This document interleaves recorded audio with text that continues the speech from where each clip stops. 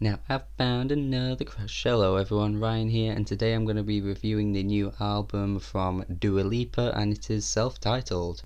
Dua Lipa is a singer-songwriter, pop singer hailing from the UK, and she's actually been making a lot of pop singles over the past few years. It honestly feels like so long since I heard Be The One.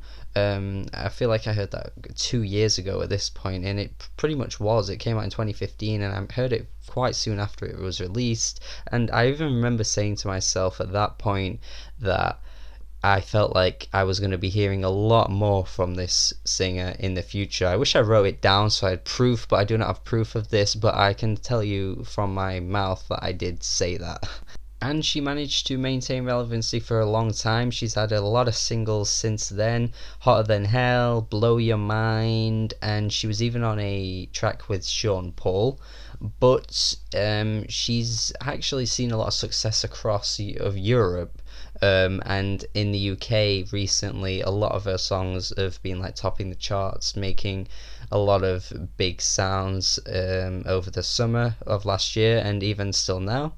And for me, that was a little bit of an issue going into the album, because I kind of felt like I was gonna get everything that I'd already heard from the singles, because to be honest, after Be The One, I wasn't really that into what she was releasing. They're decent tracks, but I sort of felt like she was a bit of a Zara Larsson to me, who again was another singer-songwriter, pop singer, who started out really strong on her debut single, but then every single after that got weaker and weaker.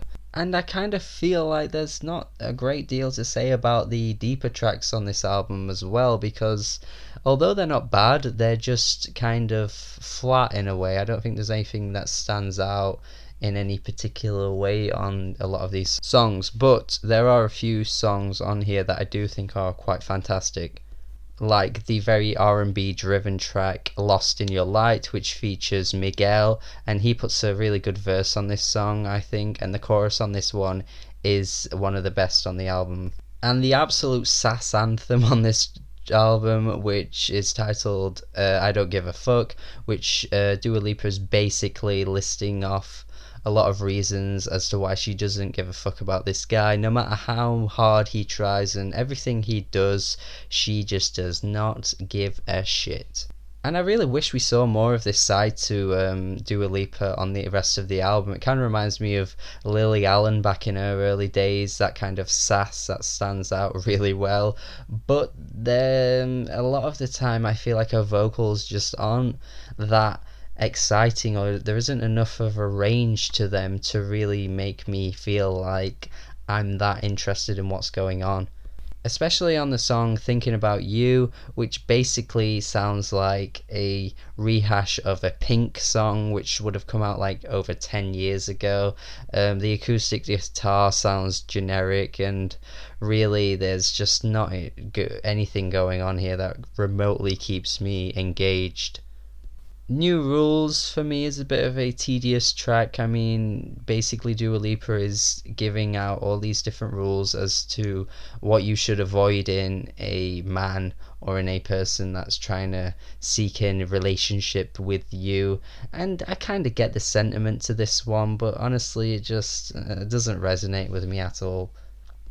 But I can recognise a great amount of quality in the more pop driven songs, like the singles. Honestly, they are the standouts here, but the problem is just that, we heard these songs like well over a year ago, so I just would have thought at this point she's had a lot of time to really think of more ideas, and you would expect that there would be a lot more on this album, but I don't think there is yet. I still think Dua Lipa shows a lot of promising signs, especially considering Be The One is one of the best pop songs I think I've heard over the past few years, and I'm really happy that it became a hit over in the UK this year. It just took so long for it to happen.